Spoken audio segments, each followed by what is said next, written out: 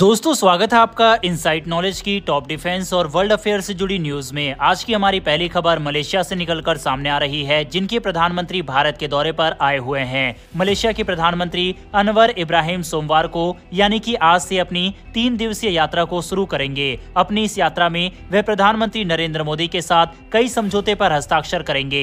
Malaysia के विदेश मंत्रालय ने प्रधानमंत्री के इस भारत दौरे पर एक प्रेस रिलीज भी जारी की है। उनके साथ विदेश मंत्री, निवेश मामलों के मंत्री, पर्यटन मंत्री और मानव संसाधन मंत्री भी भारत यात्रा पर आ रहे हैं। इब्राहिम के द्वारा 2022 में कार्यभार संभालने के बाद ये उनकी पहली भारत यात्रा है।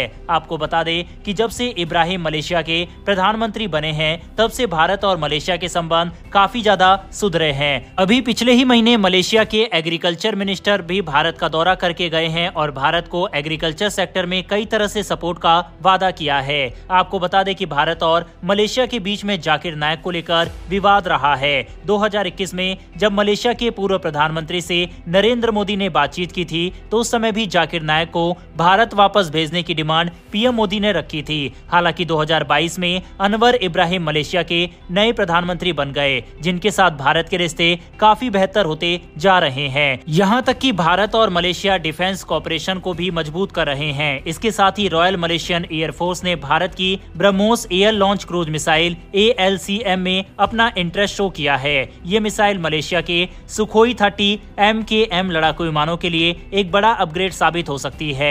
ब्रह्मोस मिसाइल की खासियत है इसकी 290 किलोमीटर की रेंज और मैक 3 की स्पीड, जो इसे बेहद खतरनाक और शक्तिशाली बनाती है। हालांकि इस मिसाइल को सुखोई 30 MKM विमान में जोड़ना इतना आसान नहीं है। भारतीय वायुसेना के सुखोई 30 MKI विमानों में ब्रह्मोस मिसाइल को फिट करने के लिए विमान के ढांचे में कई बड़े बदलाव करने पड़े थे। इसके लिए विमान के ढांचे को और मजबूत किया गया ताकि वह मिसाइल के भारी वजन और लॉन्च के समय पैदा होने वाले बल को सहन कर सके। अब क्योंकि मलेशिया के सुखोई 30 MKM और भारत के सुखोई 30 MKI में काफी समानताएं हैं, इसीलिए मलेशिया को भी अपने विमानों में ऐसे ही बदलाव करवाने होंगे। इसके लिए उन्हें हिंदुस्तान एरोनॉटिक्स लिमिटेड यानी कि HAL की मदद लेनी पड़ेगी, जिसने भारतीय वायुसेना के लिए ये बड़े बदलाव किए थे। इसमें समय और पैसा जरूर लगेगा, लेकिन अगर मलेशिया ये मिसाइल खरीद लेता है तो उसकी नेवल स्ट्राइक क्षमता में भारी इजाफा हो जाएगा। अब दोस्तों, मलेशिया के प्रधानमंत्री का भारत आना कई लिहाज से भारत के लिए काफी ज्यादा इंपॉर्टेंट बन जाता है, क्योंकि अभी हाल ही में वियतनाम के प्रधानमंत्री भारत का दौरा करके गए हैं और वियतनाम में भी भारत के डिफेंस सिस्टम और ब्रह्मोस मिसाइल में अपना इंटरेस्ट शो किया है। वहीं जिस तरह से वियतनाम के प्रधानमंत्री भारत से मिले, उसकी तस्वीर आप अपने स्क्रीन पर देख सकते हैं कि बार बार वह भारतीय प्रधानमंत्री नरेंद्र मोदी का हाथ उठाकर भारत वियतनाम दोस्ती कितनी मजबूत है ये दिखा रहे थे। वहीं अब मलेशिया के प्रधानमंत्री भारत के दौरे पर आए हैं। ये चीन के लिए एक बहुत बड़ा सेटबैक हो सकता है, क्योंकि चीन जिस तरह से भारत के पड़ोसी देशों को भारत से दूर करने की कोशिश कर रहा है, तो वहीं भारत चीन के पड़ोसी देशों में न सिर्फ लगातार अपनी पकड़ को मजबूत कर रहा है, बल्कि भारत अपनी अत्याधुनिक हथियारों को भी इन देशों को देता हुआ दिखाई दे रहा है। ऑलरेडी भारत फिलीपींस को ब्रह्मोस मिसाइल दे चुका है। अब अगर मलेशिया के पास भी ब्रह्मोस चली जाती है और वियतनाम भी भारत से डिफेंस सिस्टम वगैरह खरीदता है,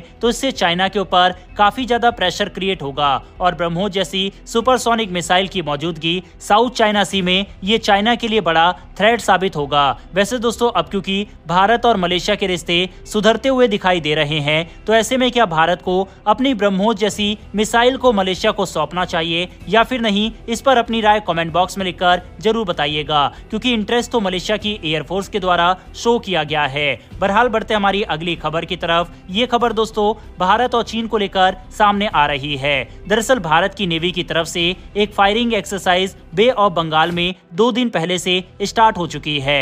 वहीं ये 1 सितंबर तक चलने वाली है। यहाँ पर इंटरेस्टिंग बात यह है कि ये वार एक्सरसाइज चीन के जासूसी जहाज के बेहद पास हो रही है। आप बाकायदा मैप देख सकते हैं, जिसमें एक तरफ चीन का जासूसी जहाज है, दूसरी तरफ भारतीय नेवी एक्सरसाइज कर रही है और तीसरी तरफ भारत एक मिसाइल का परीक्षण करने वाला है। भारत की नौसेना का ये फायरिंग अभ्यास एक रूटीन ऑपरेशन है, जो नौसेना की ताकत और उसकी तैयारी को और मजबूत करने के लिए किया जाता है। लेकिन इस बार जो बात ध्यान खींच रही है वह है चीनी जहाज की मौजूदगी। चीन कहता है कि उसका जहाज सिर्फ वैज्ञानिक रिसर्च कर रहा है, लेकिन भारत की नौसेना इस पूरी स्थिति पर कड़ी नजर रखे हुए है।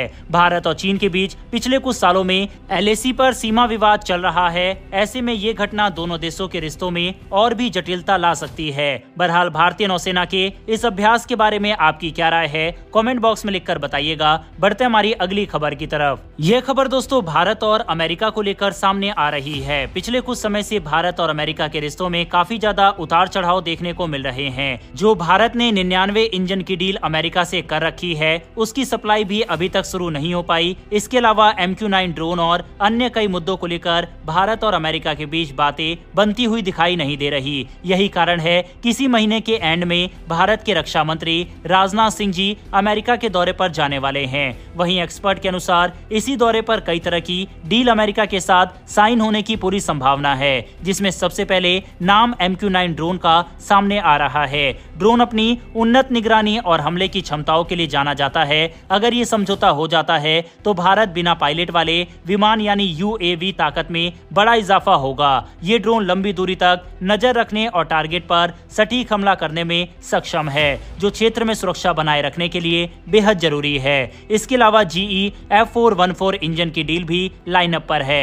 राजनाथ सिंह जी के इस दौरे में इन इंजनों के भारत में को मैन्युफैक्चरिंग पर भी चर्चा होगी। यह इंजन भारत के आने वाले तेजस मार्क 2 और उन्नत मीडियम कॉम्बैट एयरक्राफ्ट एमका प्रोजेक्ट के लिए बनाए जा रहे हैं। भारत में इन इंजनों का सह उत्पादन मेक इन इंडिया पहल को बढ़ावा देगा और भारत को विदेशी इंजनों पर निर्भरता कम करने में मदद करेगा। इन समझौते का मतलब सिर्फ नए उपकरणों का अधिग्रहण नहीं है, बल्कि ये भारत और अमेरिका के बीच बढ़ते रणनीतिक रिश्तों को भी दर्शाता है। इन समझौतों के साथ दोनों देश अपने रक्षा सहयोग को और मजबूत करेंगे, जिससे भविष्य में और भी संयुक्त प्रोजेक्ट और टेक्नोलॉजी ट्रांसफर के रास्ते खुल सकते हैं। इससे पहले अमेरिका की तरफ से ऑलरेडी इन डीलों को लेकर हरी झंडी दी जा चुकी है और काफी लंबे समय से भारत और अमेरिका के बीच इसकी प्राइस वगैरह को लेकर डिस्कशन चल रहा था और अब ये डील फाइनल होने की दिशा में बढ़ रही है। हमारी आज की अंतिम खबर बांग्लादेश को लेकर सामने आ रही है। बांग्लादेश की उप प्रधानमंत्री शेख हसीना की मुश्किलें कम होने का नाम नहीं ले रही। इस समय भारत में रह रही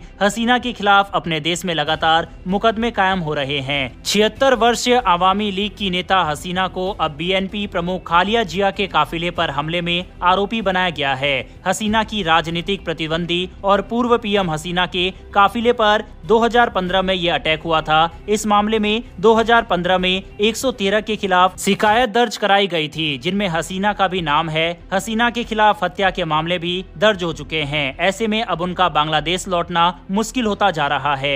हसीना अपने देश लौटती है तो लंबे समय के लिए जेल जा सकती है। साफ है कि जैसे जैसे दिन बीतते जा रहे हैं, शेख हसीना के ऊपर लगातार केस भी दर्ज होते जा रहे हैं। ऐसे में अभी तक तो अपोजिशन पार्टी की तरफ से भारत से डिमांड की जा रही थी कि शेख हसीना को बांग्लादेश में भेजा जाए, लेकिन अगर अब ऐसे में शेख हसीना के ऊपर मुकदमा लगता रहा तो भारत के लिए भी मुसीबत बढ़ सकती है और बांग्लादेश ऑफिशियल डिमांड भारत से शेख हसीना की वापसी की कर सकता है। ऐसे में हसीना को या तो भारत छोड़कर जाना होगा या तो भारत को बांग्लादेश को हसीना को सौंपना होगा, क्योंकि मौजूदा अंतरिम सरकार और आने वाले समय में बनने वाली सरकार दोनों ही शेख हसीना के लिए मुसीबत आगे भी बढ़ाने वाले हैं। बहरहाल दोस्तों, इस खबर के ऊपर अपनी राय कमेंट बॉक्स में लिखकर बताइएगा। इन्फॉर्मेशन और वीडियो पसंद आई हो तो वीडियो को लाइक करके हमारी आने वाली डेली ऐसी वीडियो के लिए चैनल को सब्सक्राइब कर बेल नोटिफिकेशन अवश्य दबा लें। फिर मिलेंगे ऐसी एक नई वीडियो के साथ। धन्यवाद। जय हिंद।